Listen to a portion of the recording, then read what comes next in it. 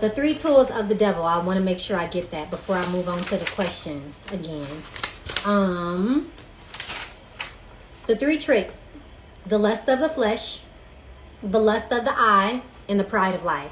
So lust of the flesh, that's easy, right?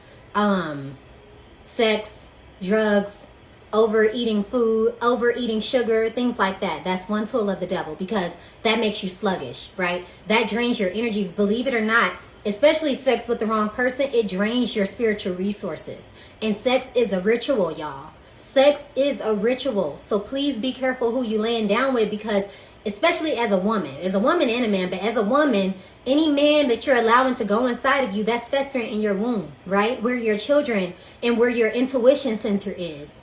So that's being tainted every time, not to mention physical issues like STDs, right? Be very careful. If you got it, like I'm celibate, be celibate if you got to be celibate. Being celibate is one of the quickest ways to discipline yourself and to be able to create anything you want, because you're harnessing so much energy and you're getting so much discipline. Do I say I don't lust? No.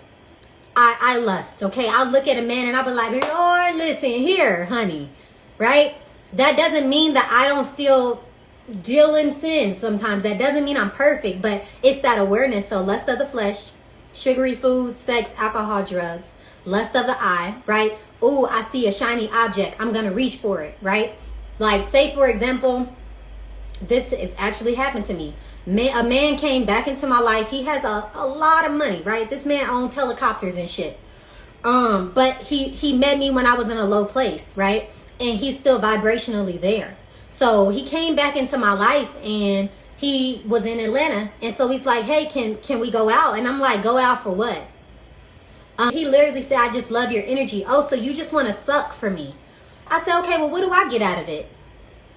I get what you get, right? You get my presence. You get to be in my energy. Like, what am I getting? Because you don't have nothing that I want.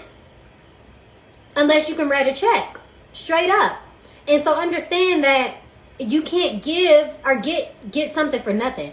So the lust of the eye, the shiny objects, when you're working on your righteousness and you're being tempted by the devil to go back to selling drugs or go back to stripping or go back to scamming because you're broke right now and things are hard, right? Fight that temptation, because the devil only tempts you with things that you need. If I'm a multi-billionaire, right, the devil's not going to tempt me with a $1 million deal that goes against my virtues.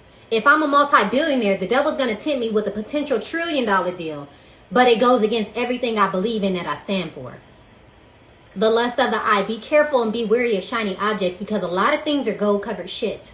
That's what I teach my clients all the time. It's like, you can meet a man or a woman, they look like everything that God, like everything down to the T, right? That you could have prayed for. But once you get beneath the initial stage of the first couple, 2 to 3 weeks of dating, you realize they're empty. They're empty as a robbed vault. Okay? You got to move on. And the last one is the pride of life. And that's it. Pride. Pride goes before the fall. And I'm going to leave it right there. So